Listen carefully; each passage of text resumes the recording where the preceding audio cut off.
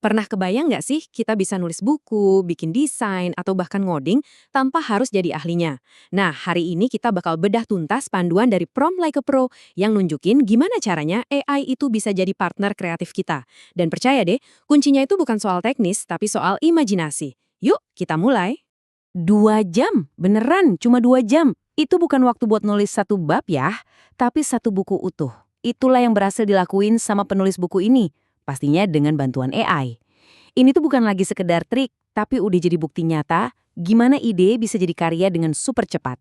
Sesuatu yang dulu butuh waktu berbulan-bulan, sekarang bisa kelar dalam hitungan jam aja. Luar biasa kan? Nah, ini nih mindset yang paling penting. AI itu bukan saingan yang bakal ngerebut kerjaan kita. Anggap aja dia itu kayak co-pilot yang super pinter. Dia nggak bisa nerbangin pesawat sendirian, tapi dia bisa bikin pilot terhebat sekalipun jadi jauh lebih hebat lagi. Asalkan sang pilot tahu tujuannya kemana dan gimana cara ngasih komandonya. Ada satu mitos gede banget soal AI. Katanya kita harus jago coding buat bisa pakainya. Buang jauh-jauh pikiran itu. Serius, skill paling penting yang kita butuhin itu bukan bahasa pemrograman, tapi ya bahasa kita sehari-hari. Kalau Anda bisa ngejelasin ide ke teman, Anda pasti bisa ngarahin AI buat bikin hal-hal yang keren banget. Ini namanya demokratisasi kreativitas.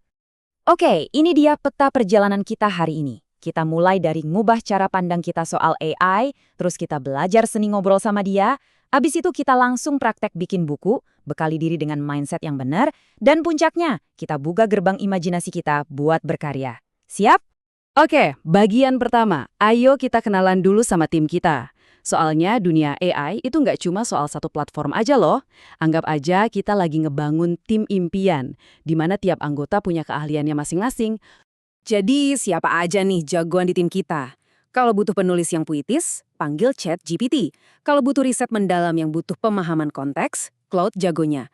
Perlu info paling update dari internet, Gemini jawabannya. Atau mungkin butuh asisten riset yang super cepat. Ada Perplexity. Intinya, jangan cuma setia sama satu alat, tapi pilih yang paling pas buat tiap tugas.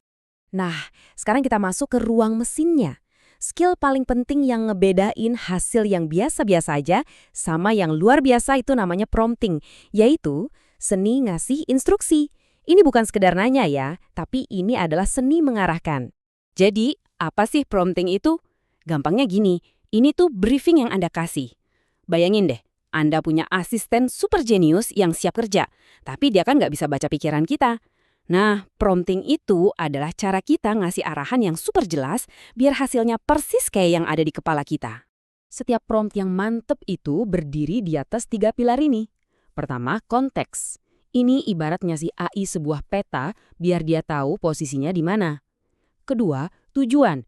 Ini kompasnya biar dia tahu mau kemana. Dan terakhir, format.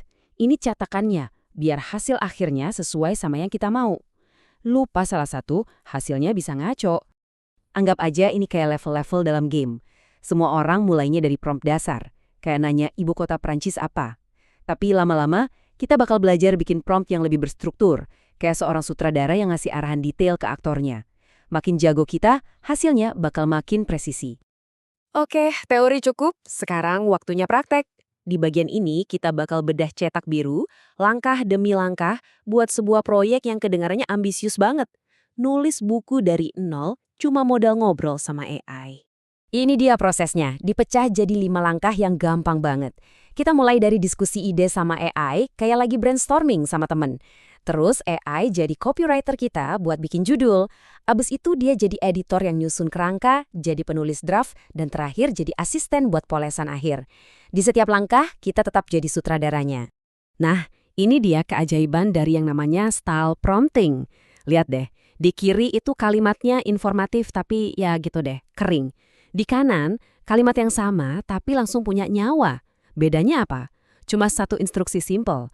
Ubah kalimat ini jadi metafora tentang jantung negara. Dalam sekejap, AI berubah dari ensiklopedia jadi penyair. Bayangin kekuatan ini buat tulisan Anda. Kalau yang ini, bedanya antara klaim sama bukti. Paragraf yang kiri itu kan cuma opini, gampang banget dibantah. Tapi dengan satu perintah, tambahin data spesifik dari laporan kepuasan publik Bandung, AI langsung mengubahnya jadi argumen yang kuat dan berbasis data di sebelah kanan. Ini bukan cuma bikin tulisan jadi lebih baik, tapi bikin tulisan kita jadi jauh lebih bisa dipercaya. Oke, kita udah lihat kan kekuatannya yang luar biasa. Tapi, sama kayak semua alat yang powerful, kita harus tahu cara pakainya dengan bijak dan tanggung jawab. Yuk, kita bahas mindset seorang pengguna pro. Nah, ini pertanyaan paling penting yang harus kita tanyain ke diri sendiri setiap kali pakai AI. AI itu emang jago banget ngerangkai kata, tapi apa itu artinya dia selalu ngomong bener? Disinilah peran kritis kita sebagai manusia dimulai. Ini dia titik lemahnya AI, halusinasi.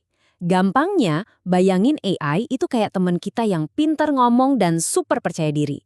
Tapi saking pedenya, kadang dia suka ngarang-ngarang fakta biar ceritanya kedengeran lebih seru. Dia nggak niat bohong, tapi dia bisa salah. Tugas kita? Jadi pemeriksa faktanya. Dan seperti yang kita lihat di sini, nggak semua AI itu sama tingkat ngarangnya. Kalau Anda lagi nulis skripsi atau laporan bisnis yang butuh data valid, ya pakailah alat kayak Perplexity yang risikonya rendah.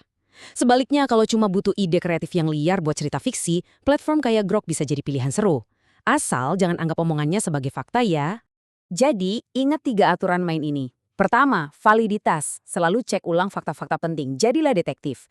Kedua, etika. Jujur aja kalau kita pakai bantuan AI. Transparan itu penting. Ketiga, legalitas. Pahami aturannya, terutama soal hak cipta. Jadilah warga digital yang baik. Kita udah bahas gimana caranya.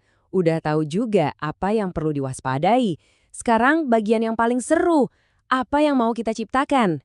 Alatnya udah ada di tangan kita kan? Kanvasnya masih kosong. Semua yang ada di daftar ini, buku, video, logo, bahkan chatbot, ini bukan lagi mimpi masa depan loh. Ini adalah proyek-proyek yang bisa Anda mulai hari ini juga dari laptop Anda. Batasan teknisnya udah runtuh. Satu-satunya yang tersisa sekarang ya batasan imajinasi kita sendiri. Jadi, anggap aja AI itu kayak kotak perkakas digital baru punya Anda. Anda udah tahu semua fungsinya. Pertanyaan terpenting sekarang bukan lagi, apa itu AI? Tapi, aku mau bikin apa pakai AI? Jadi tantangan dari saya, apa satu hal yang bakal Anda ciptakan dengan AI minggu ini? Selamat berkarya!